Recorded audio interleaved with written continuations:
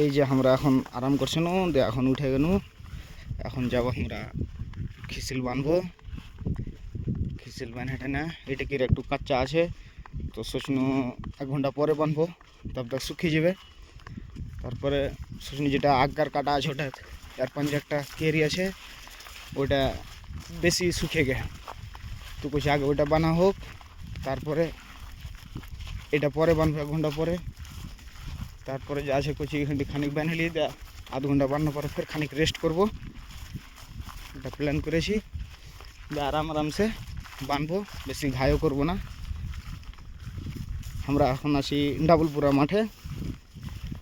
মাস এই যে বানতে শুরু করলে আমার গে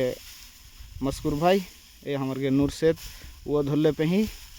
আর আমার গে হাবিব আন্ডুয়া যে আছে ও একটু পরে শুরু করলে মगर শুরু করলেও ও বানতে লে আলো এখন যে চাচা বন্ধুরা আমরা এখন রাখি ফোনটা এখন কাম স্টার্ট করে আধ ঘন্টা করবো করে